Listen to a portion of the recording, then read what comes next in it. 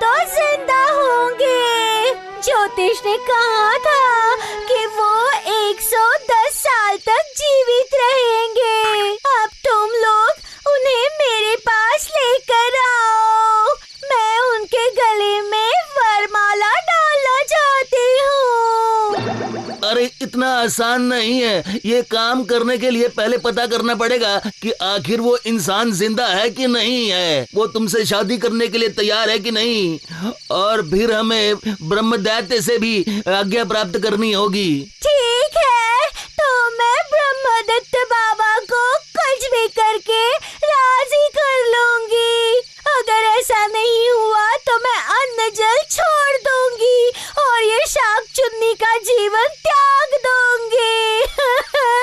अरे शाक चुन्नी, ये रो रो के क्यों बवाल मचा रखा है? अरे उसे ढूंढेंगे कैसे? उसका घर कहाँ है?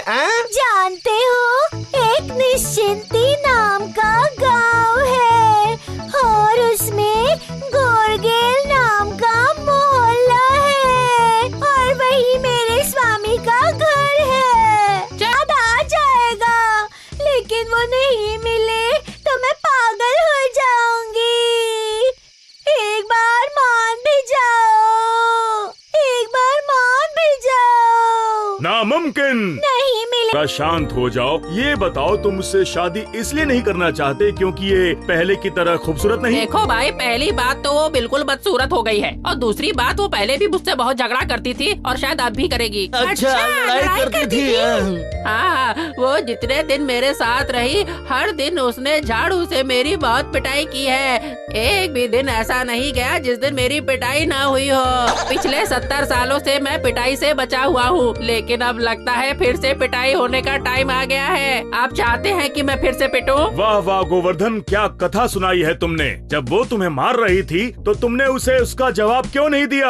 देना तो चाहिए था ना। अरे मैं असली मर्द हूँ, मैं औरतों पर हाथ नहीं उठाता। पर ये बात अलग है कि एक बार मुझे बहुत गुस्सा आ गया था तो मैंने उसके बाल पकड़ के जोर से खींच लिए थे। फिर जो पिटाई हुई है। फिर क्या हुआ? अरे दरवाजे पर चौकीदार आ गया था, उसने मुझे देख लिया कि मैंने हाथ उठाया है। 3 दिन तक हवालात में बंद रहा, तब जाके मुझे अकल आई। अरे ठीक है, मैं उसे समझा दूंगा कि वो तुम्हें कभी ना मारे। अरे बाबा, अब तो मान जाओ, कर लो ना शादी उसके साथ। कभी नहीं। मैं सर कटा सकता हूँ लेकिन सर झुका सकता नहीं। मैं अपने बैचलरहुड पर आंच नहीं आने दूंगा। बिल्कुल शादी नहीं करूँगा।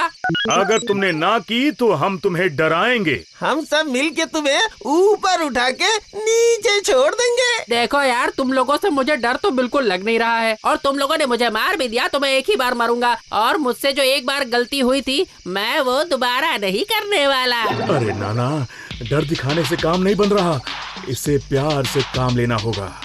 अच्छा एक बात सुनो, अगर तुमने इससे शादी कर ली तो हम तुम्हें बहुत सारी जमीन देंगे। ये तुम्हारे सामने आ गए। तुम्हारी बीवियां कहाँ हैं? कहीं मिली ही नहीं ब्रह्मदत्त बाबा, मिली ही नहीं। सारी दुनिया खोज ली पर हमारी बीवियां नहीं मिली। वो सच कह रहा है, हमने चारों तरफ ढूंढा, वो नहीं मिली हमें। हाँ बाबा, लगता है वो सारी की सारी मर चुकी है। चुप, मैं हूँ ब्रह्मदैत्य। तुम लोग मेरे सामने झूठ नहीं बोल सकते।